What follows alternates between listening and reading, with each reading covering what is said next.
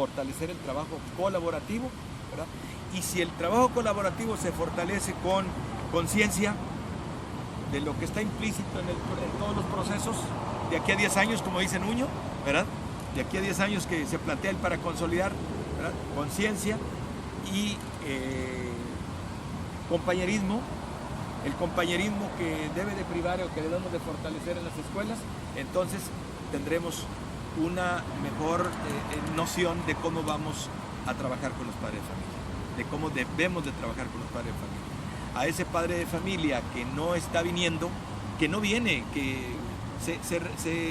hay un factor bien interesante, ¿verdad? Los padres, los alumnos que más necesitan el apoyo del maestro, de la escuela y del padre de familia son los que no estamos batallando. Entonces, pues, hay que ir a buscar. Hay que ir a buscarlos. Y hay que ir a buscarlos. Pero yo creo que eso tiene una relación precisamente por eso, ¿no? Porque si precisamente el padre de familia no puede venir porque está trabajando fundamentalmente, siempre es el argumento, quiere decir entonces que el alumno va mal porque le falta atención del papá, porque no la atiende en el hogar, porque está trabajando precisamente, porque el alumno está abandonado, muchos de ellos nunca se paran, los citamos y nunca van, y nos dice cuando van, oye, es que no puedo venir porque estoy trabajando. Pues esa es la bronca. O sea, esto entonces tiene que ver con la cuestión económica fundamentalmente, porque antes, si la madre de familia estaba en el hogar apoyando a su muchacho, era porque el papá más o menos tenía un salario que satisfacía las necesidades en el hogar.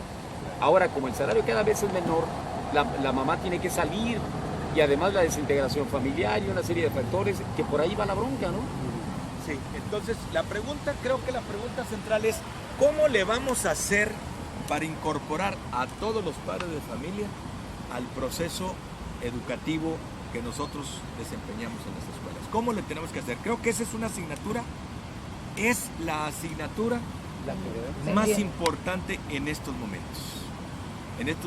Muy bien, ahí está una parte del análisis de los padres, de la problemática de los padres de familia. ¿Qué más elementos hay con los padres de familia? Mire, yo fui directivo en una escuelita acá en la Nuevo México. Entonces mi escuela ya se iba a cerrar. Cuando llegamos ahí en 2007, 2005, ya tenía. Entonces lo que hicimos fue empezar a integrar, a hacer el trabajo, hacer el colectivo de maestros. Porque cada quien trabajaba por su lado y de repente no hacían, siento yo que lo que hicimos fue llegar y construir a mi modo. Yo soy un maestro rural, yo fui formado en una escuela rural, entonces soy también de extracción humilde, entonces soy pueblo. Entonces de repente como cuando llegas aquí a la ciudad pues no das la medida, pero ya como autoridad tienes que actuar. Entonces logramos que se construyera el colectivo de maestros. Y con las visitas, como dice el compañero, a las casas, o sea, nos dimos cuenta de que había un problemón grande. Los niños vivían en cartones, los niños vivían hacinados, los niños vivían en unas condiciones muy difíciles y fuimos a buscarlos porque no se presentaban. Pero esa salida del maestro hacia la comunidad me fortaleció, porque dijeron, aquí anda el maestro. Aquí está bien difícil, maestro, pero no, usted reporte hable con alguien de nosotros para que lo ubiquen, y ya nos me fueron ubicando en la colonia, pues la drogadicción está. Entonces lo que hicimos fue salir.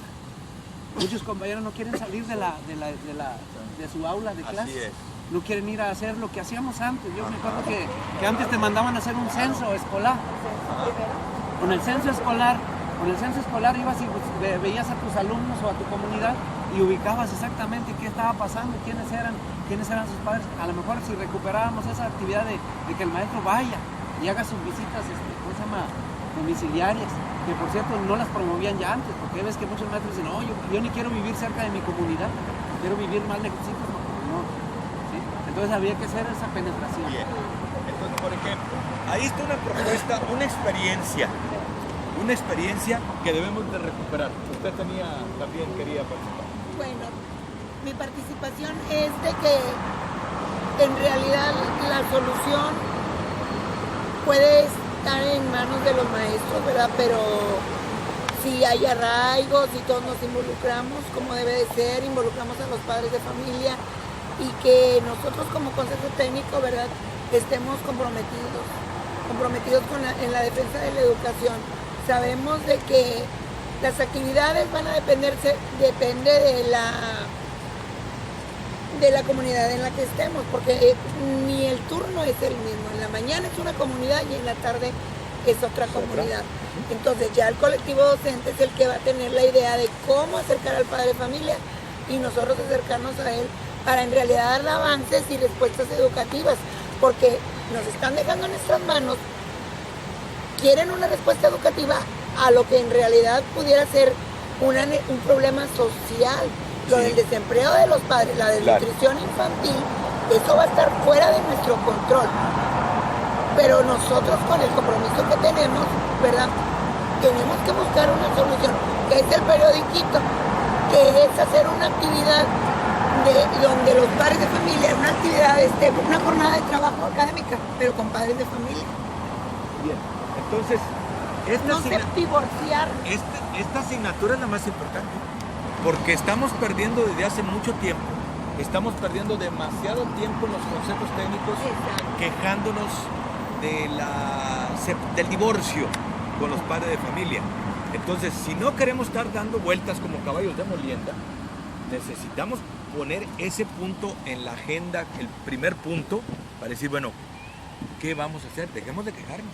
Vamos a tomar experiencias, 2 experiencias que aquí escuchamos, pero necesitamos integrar a todos los padres de familia. Ay, y eso lo dijo, por cierto, Micaela, perdón, allá. Lo dijo Micaela, y no porque lo diga Micaela está mal, todo lo que diga Micaela Zapata está mal. Micaela dijo hizo una propuesta en el Canal 12 cuando me tocó estar ahí, coincidimos en el Canal 12. Dijo algo que me parece que es importante, invitar a los padres los sábados. Bueno, ¿a qué horario? Sabemos, por ejemplo, ahorita lo que decías, no, bueno, yo no puedo ir al horario que me citas, pero generalmente citamos en el horario nuestro. Bueno, otra alternativa es, bueno, tenemos encuestados los padres de familia, ¿a qué horario pueden la mayoría de nuestros padres de familia ir a la escuela? Y vamos a incluir sábados y domingos. ¿Verdad? Tenemos que hacer un esfuerzo, me parece que tenemos que hacer un esfuerzo. Si el padre de familia es vital para el trabajo que yo hago con los niños que más necesidad tienen, ¿sí saben los porcentajes que estamos sacando a nivel nacional? Aquí los tengo en la mano. En primaria sacamos el 3er lugar nacional en español y en matemáticas en 5º, pero aquí están los porcentajes de alumnos en la escuela divididos en 4 niveles. El 3 y el 4 son los alumnos que más o menos están aprendiendo. El 1 y el 2 son los alumnos que no están aprendiendo. En el 1 tengo una escuela, por ejemplo, aquí se los digo, 53.3% en el 1, en el nivel 1. Otra con 37.1, otra con 35.0. El 35% de los alumnos, de acuerdo a estas estadísticas que nos arroja Planea, no está aprendiendo, están en el nivel 1. Entonces necesitamos, por supuesto, no son definitivos estos porcentajes, pero son ilustrativos de la problemática que tenemos. También habría que analizar la confiabilidad y la validez de Planea. También tenemos que meternos a esos análisis. Pero por lo pronto, estos son los resultados que ellos nos están diciendo, aquí están, y tienes que enfrentarte a ellos, ¿verdad? Ahorita había dado una referencia de mi escuela. Ahí había ya un programita con el maestro director en relación a percibir a los padres, a los tutores, para que los muchachos que están incidiendo muy negativamente en el salón de clase cubrieran el espacio de ellos 3, 4 días en relación a los 30 días del mes, o sea, ellos. Y cosa interesante, maestro, las madres tutores en su libertad eligieron con mucho gusto. Yo, o sea, ellos los apercibían. Yo le pedí al maestro director que para no estar aparte, que platicara con nosotros, o sea, con mi persona, con el maestro de grupo, con el maestro de asignatura, en donde va a estar, para entrar al escenario del trabajo escolar, que su muchacho estaba aparte. Bueno, yo les platicaba eso es en esta semana. El año escolar pasado hicimos algo y lo propusimos también, pero era así como la propuesta del periódico La Maestra, pero era el huerto escolar, el huerto escolar, porque yo ahí vi que los muchachos bravos de a tiro, muy bravos, o sea, que estaban fuera del promedio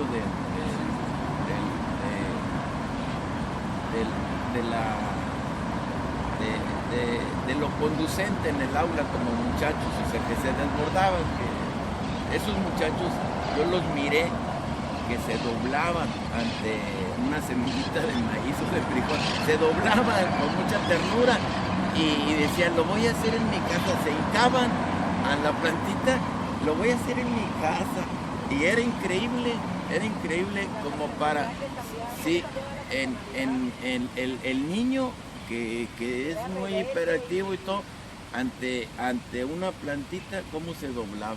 Ahora, generalizar eso como, vamos a decir, como una praxis escolar, es lo que, junto con los padres de familia, esos aprendizajes, hacerlo normativa, proponerlo, que nos dé ascendencia a la comunidad, es fundamental dentro de una propuesta alternativa. ¿Por qué? ¿Por qué? Por lo que sabemos de desnutrición, por lo que sabemos de obesidad, por lo que sabemos de la ingesta promedio que tienen ellos, hacerlo ese tipo de aporte. ¿Alguien más? Bueno, yo quería también agregar otra cosa. Por ejemplo, en mi experiencia, bueno, yo soy atleta, un maestro atleta. Yo quise ser ejemplo en mi escuela y en la comunidad.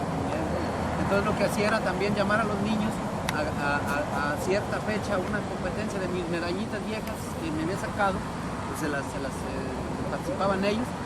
Y lo curioso es que duraban 3 días con ellas cargadas. Entonces le digo, no, entonces esto tiene algo más profundo. Tenemos que hacer eso. Invitar a los padres a participar en el huerto familiar, en competencias deportivas. También tuve otra experiencia. Al ir a tratar a las visitas a los niños problemáticos, drogadictos y todo eso, pues los ibas, paso y oiga, señora, tenga cuidado, no, vamos a ver cómo le hacemos, señora. ¿Qué maestro? Yo no puedo. El muchachito me asaltaban taxis de 9 años, el niño, de 9 años asaltando. Entonces ya le digo, pues bueno, mire, vamos a tratar contigo, y se facilitaba mucho el encuentro con el niño. Yo podía intervenirlo, porque yo ya había ido a su casa. Él me quería, me admiraba. Y entonces un día, nomás para ver hasta dónde llega esto, llega la inspectora, llega el compañero, y yo le digo al maestra, vamos a tratar asuntos que realmente nos ayuden. Vamos a ver este asunto de este niño. Entonces ya, tratábamos el asunto. Total, mandé llamar al niño para que lo conociera la inspectora, y la maestra le ve las manitas. Yo creo que se había apagado un cigarro en la manita, y pues sucias también a la vez. Le dice, maestra, ay, voy a dar, sacó 10 pesos. Que compres un jamón, pero fue así una ocasión así. Y luego, bueno, ya lo tuvo acompañando ahí. Entonces ya nomás hubo la oportunidad, y ya que, bueno, pues muchas gracias que estuviste aquí. El niño salió allá a la puerta, que quería ir a comprar el jabón, y como la intendente pues no teníamos prohibido que salgan los niños, no, dijo, no, se subió, y ya de regreso, pues maestro, ya viene la intendente, maestro, es que el niño se salió, volvió a hacer otra de las suyas. nomás que hay veces que uno tiene que captar cuál es el sentido de la situación, porque lo más lo captamos mal la inspectora o yo, entonces podemos hasta expulsar, entonces dice, llega corriendo, no, y todavía se le escapa, porque lo quería traer la intendente de la mano, no, se le escapa y, venga, aquí está el jabón. Pero le dice, pero es que yo te lo había dado para que lo compraran mañana, hijo. No, él fue a cumplir una orden. Y él no entendió para qué era para él. Y fue a cumplir una orden, o sea, de algo. ¿Pero por qué lo pudo hacer? Porque habíamos ido con el niño, habíamos ido a su casa, habíamos hecho visitas, hablado con la señora, entonces eso sería otra forma. O sea, ir a buscar a los niños que tienen dificultades porque en vez sus padres no pueden venir, o les da pena, y luego son estigmatizados desde antemano, son orillados, tienes que actuar así porque si no, tienes que doblar al otro, al que se burle de ti tienes que doblarlo, luego, ¿sí? Así es. A ver, nada más yo tengo algunas cosas que siento que son importantes, lo que estás comentando. Lo que pasa es que, o sea, es cierto, pero eso ocurre, y te digo, lo estamos viendo en las escuelas. Pueden ir incluso los papás, Feliciano, pero los papás no tienen ya ascendencia sobre los muchachos, o sea, ese es el gran problema, es un gran problema que ellos están enterados, tú les comunicas todo eso. Y yo te puedo decir, pero te facilita el encuentro. Pero sí, al menos se enteras, pero esto, la problemática es mucho más compleja que todo eso. Por eso cuando decía Antonio, pues sí, este es un problema en gran medida de todo lo que el gobierno ha hecho. O sea, nos ha dejado como país una descomposición tremenda. Entonces ellos pretenden que los costos del planeta y todo eso sean altos cuando tenemos, te repito eso, gente que ni siquiera va a la escuela.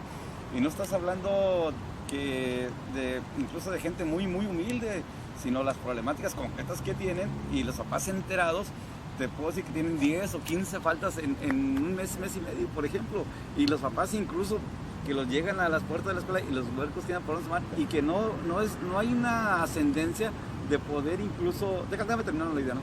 de todo esto. Entonces hay cosas tan fuertes en las escuelas que para los burócratas ni siquiera tienen idea. Por eso cuando se está planteando que todo esto va al fracaso, es porque no se retoma toda la experiencia que hay de todos quienes tenemos mucho tiempo trabajando.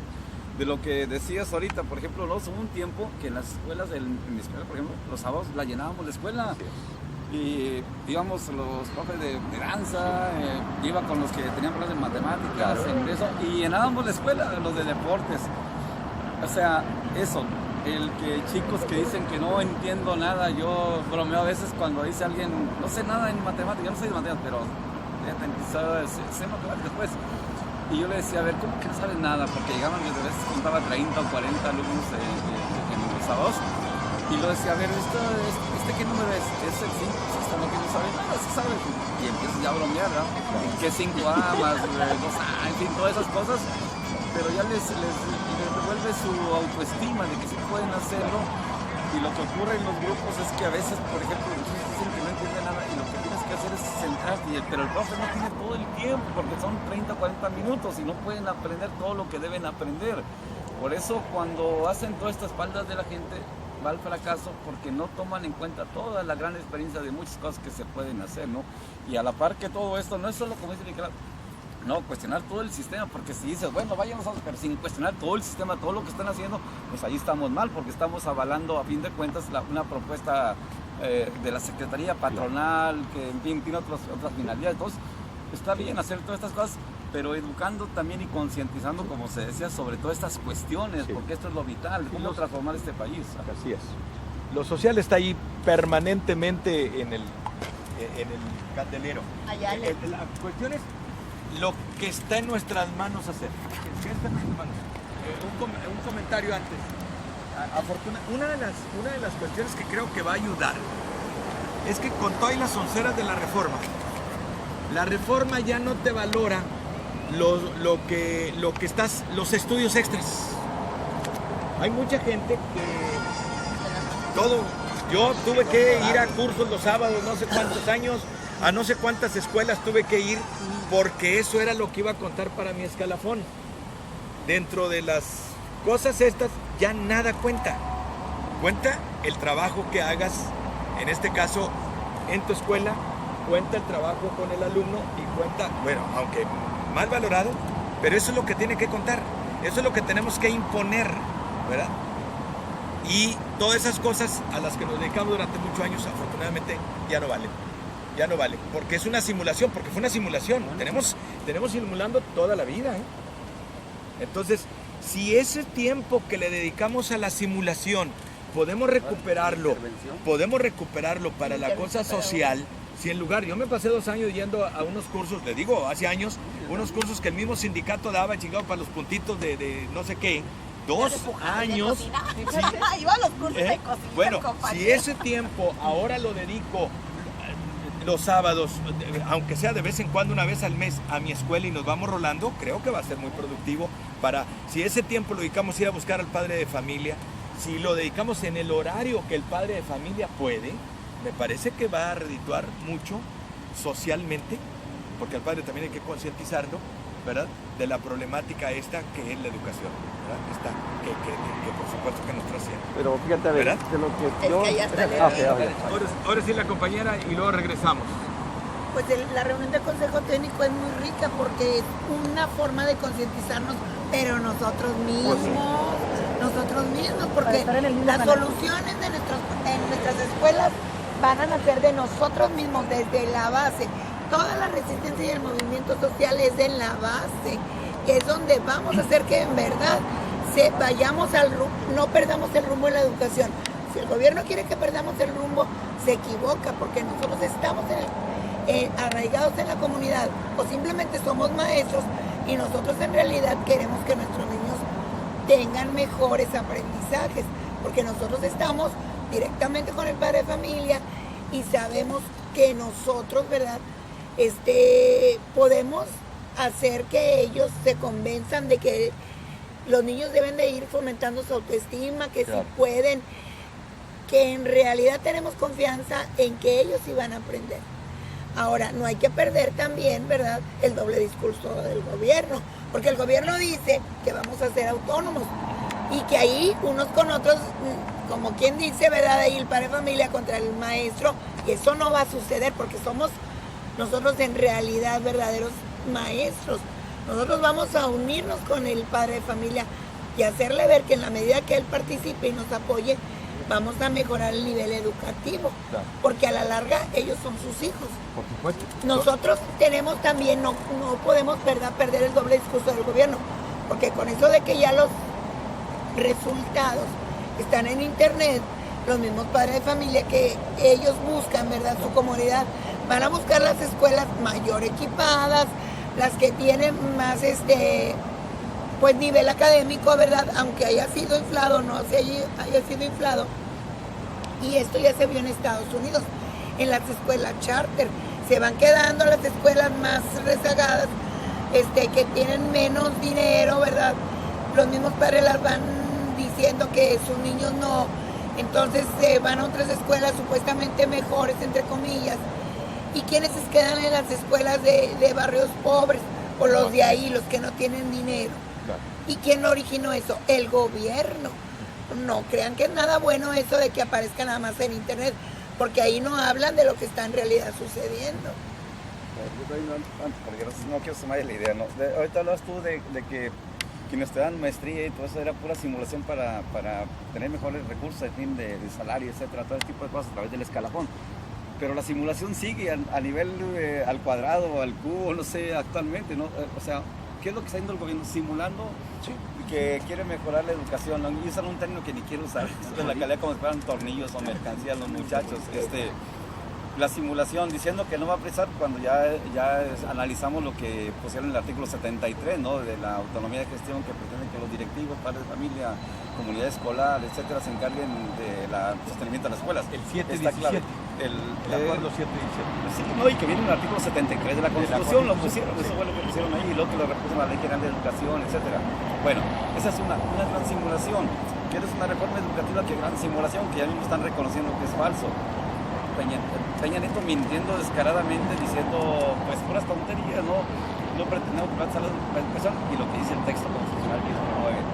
Que es una reforma educativa, ya están reconociendo abiertamente, o sea, que estuvieron mintiendo todo este tiempo y siguen mintiendo con ellos. Las simulaciones.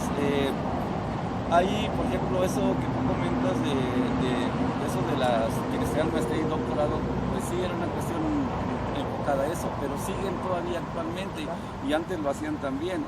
Por ejemplo, se quejan de lo de español, baja comprensión.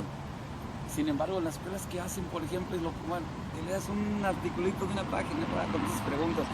Y fíjate, ahí en la escuela, y te lo digo así como cosa, los mejores maestros ni siquiera estaban en carrera magisterial, y eran los mejores de la escuela, o sea, no caían ni siquiera en eso. Claro. Otra, hay compañeras, yo les he estado diciendo permanentemente, yo veo, por ejemplo, en la escuela les dan, para lectura con una hojita o dos, y contesta. No, lo que hacía la maestra y lo que se proponía, yo les propongo los consejos, era que, y se puede hacer, porque yo también lo hice retomando lo que hacía la maestra, tú puedes hacer que tu alumno en tu clase pueda leer 4 o 5 libros de literatura, aparte del escolar, en el horario normal incluso, o sea, pretenden mejorar todo eso, pero ellos simulan todo un montón de cosas y ellos son los padres de lo que está ocurriendo en mucho sentido. Y lo otro, o sea, yo insisto, no perder de vista, pero no de una manera aislada, sino integrar, no desenmascarar. No se va a modificar todo esto, no se cambian las condiciones de vida de todos los trabajadores del pueblo. Por eso el objetivo de democratizar la educación, el sindicato y el país deben ir de la mano y educar en todos estos sentidos. Si no se hace, es una circulación como es así. A nivel macro, pues sí, no hay duda. Allá, Amador. Sí es importante una cosa. Mire,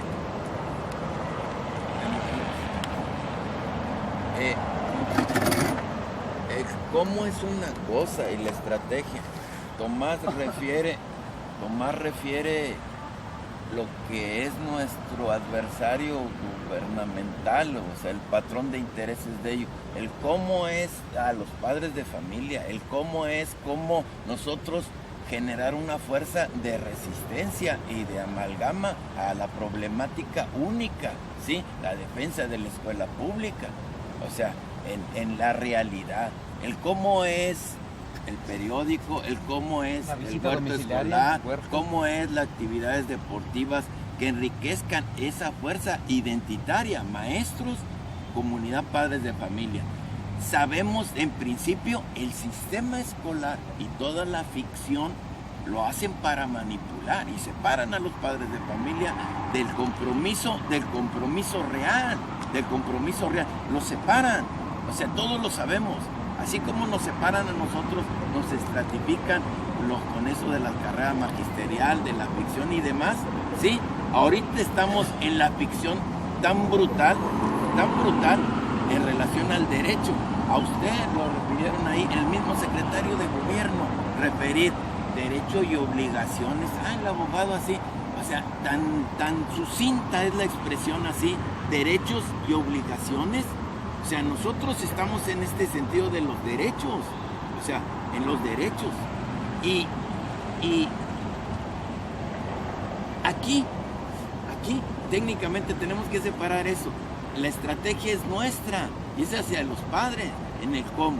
Ahora, yo ya voy sobre un punto. Ya tocamos el periódico, las expresiones deportivas, el huerto escolar. No recupero lo que refería la maestra. Otra propuesta sería también la biblioteca en relación a la comunidad y la lectura. Sí, porque es muy importante una cosa. Ahorita que referíamos en el sentido en la escuela. Esa escuela donde yo trabajo tendencialmente la tienden a cerrar. Y es interesante ahorita referir información. Los maestros de matemáticas y de español que salieron, ¿sí? No los sustituyeron ahí en esa escuela. O sea, paradójicamente eran hasta líderes sindicales, eran los representantes sindicales y se fueron y eran los maestros de matemáticas. Ahorita retomamos esto de la biblioteca, sí, que es muy interesante. Sí, yo también quiero aportar ahí. Bien. Bueno, yo aquí la cuestión, volviendo a la pregunta, si nosotros nos metemos a nuestro pueblo, si vamos a ver qué está pasando, vamos a encontrar niños sin nombre, vamos a encontrar la desintegración completa. Hay que ponerles nombre. Yo me topé con en la escuela San Francisco, allá en Santa Catarina, como con 10, 12 niños que no tenían nombre, y de pilón. Algunas escuelas, las que de repente el profesor de pronto se siente en una escuela con todo su... No, y con todas ya bien equipadas y hasta se dan el lujo de, o sea, se cobra bastantísimo. Entonces, esa escuela no te recibe a ese niño, nada más porque no tiene acta de nacimiento. Entonces, entonces ¿qué debe hacer el maestro? Debe humanizarse. Debe humanizarse y entender de que es un ser humano la persona que no tiene nombre. Entonces ahí me tocó en la Nuevo México encontrar casi 10, 12 niños. Y el único nombre que tenían era el de la calificación. Y es más, hasta me daba el lujo de, a ver, ¿cuál quieres? ¿Cuál quieres? Pues al cabo no tienes el nombre. No dice, es que yo no me quiero llamar así porque mi abuela me dice así, pero mi otra abuela, de hecho los niños andan de un lado a otro. Entonces es escoger eso. Entonces aquí la cuestión es de que si lográramos penetrar, yo decía que de una vez propusiéramos como esta lucha no va a ser de ahorita, esta lucha va a ser a largo plazo, que digamos, de aquí a tal fecha, que salga una manifestación de padres de familia en defensa de la educación pública, no ahorita, porque apenas, por ejemplo, ya está aprendiendo en los padres de familia de una escuela, están entendiendo este asunto. Pero ¿qué sucedería si nosotros, con nuestra capacidad nuestro temor de perder todo lo que se tiene, le ponemos al mueblecito una cornetita y nos vamos por todas las colonias, invitando para tal fecha a los padres de familia que entiendan que la educación pública está en riesgo, los que entiendan? ¿Sí? Entonces es una tarea, puede ser una tarea no ahorita, que sea a largo plazo. Lo que dice Tomás, sí, yo a Tomás lo entiendo bien. El problema es que nosotros hay detalles que no tenemos, ahí ni tenemos que hablar de ricos y poderosos, ni tenemos ni que hablar de, ahí vamos a hacer la labor para que seamos nosotros. Esto ya es acá, ya cuando ya hace el discurso, ¿sí? Cuando ya es la estrategia porque cuando acuerdas, imagínate, llego yo con eso, con el padre de familia, con cuestiones así de eso, pues no entiende, porque yo estoy hablando retórica, ¿sí? La bronca es ir con el pequeño detalle, lo que nos une. Nos une la preocupación por la educación de nuestros alumnos y en este caso los padres de familia, pues de sus hijos. Eso es lo que nos une, ¿verdad? Y en el proceso pues vamos caminando los niveles de concientización. Elisa. Yo quiero aportar en torno a las bibliotecas, porque me ha tocado participar en ese aspecto. Y yo lo digo a lo mejor suena mal, pero lo que hemos hecho en Nuevo León, en algunos sectores, es una experiencia de vanguardia. Hace 10 años me tocó fundar un club de lectura en una escuela en la colonia Lindavista. Trabajamos ese club de lectura en contraturno. Nos propusimos, se llama 100 en lectura. Nos propusimos llegar a 100 integrantes. Nos propusimos hacer 2 recitales de lectura en voz alta durante el año. En el 2016 vamos a cumplir 10 años de fundado el grupo. Y luego fui a otra zona, allá al norponiente de Monterrey, y la inspectora en los Dorados de Villa, por allá, en Tierra y Libertad, y la inspectora me dijo, ¿a usted le gustan los proyectos? Yo le dije, sí. Bueno, ahí le dejo el Plan Nacional de Lectura. Y hicimos bibliotecas en esa zona escolar. Y ahora en Juárez. ¿Y cuando los llevaste ahí al horno 1, al horno 3? Pues esos son los recitales. Han hecho recitales. Mis estudiantes han hecho recitales en la Universidad Regiomontana, en el Museo Metropolitano de Monterrey, en el Aula Magna, en el Teatro de la Ciudad, en el Horno 3, en el Centro Nacional de las Artes. Hemos ido a México a leer, en la Casa de la Cultura, en el Centro Cultural Barrio Antiguo. Entonces, hay una experiencia de vanguardia, creo, en lectura. Y cuando yo llegué a Juárez,